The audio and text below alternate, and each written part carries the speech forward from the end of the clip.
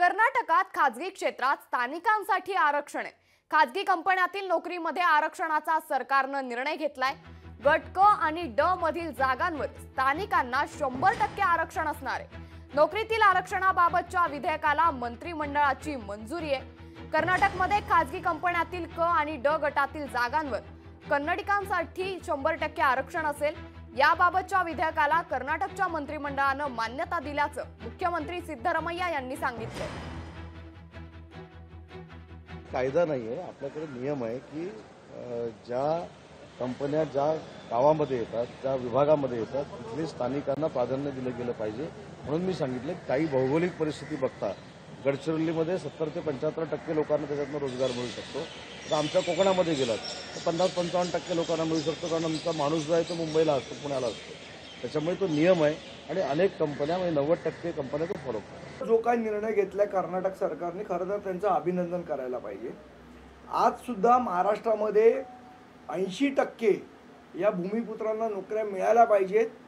या पद्धतीचा नियम किंवा कायदा हा महाराष्ट्रामध्ये असून दुर्दैवाने मतपेढीच्या राजकारणामुळे त्याची अंमलबजावणी होताना दिसत नाही।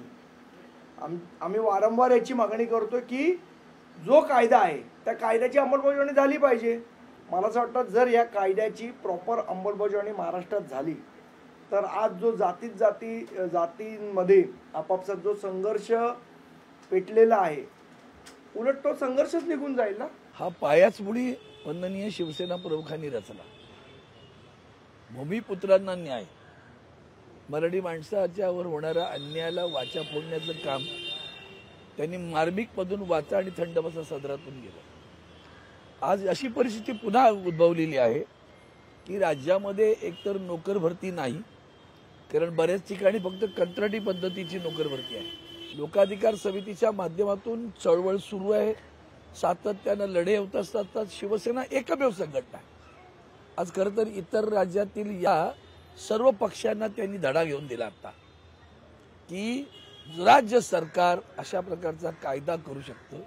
आपल्याकडे आपण कायदा करण्याचा प्रयत्न राज्य केला होता, परंतु त्याची अंमलबजावणी केंद्र सरकारच्या खात्यात होते। हा आनंदी गोपाळ आहे, एक तर लाचार लोक आहेत, निंदे आहेत। महाराष्ट्र सरकारने केवळ नियम केलाय, नियम करून त्यावर हातूरमातूर उपाययोजना होऊ शकतात। नियम केल्यामुळे स्थानिकांना, स्थानिक बेरोजगारांना, तरुणांना रोजगार मिळण्यामध्ये अडचणी येऊ शकतात। म्हणून कर्नाटकाच्या धर्तीवर जर सरकार कायदा आणत असेल तर आम्ही त्याचं स्वागत करू।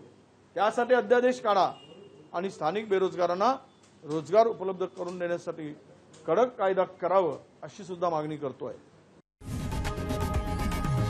लोकशाही मराठी ऐका, पहा, जागरूक रहा।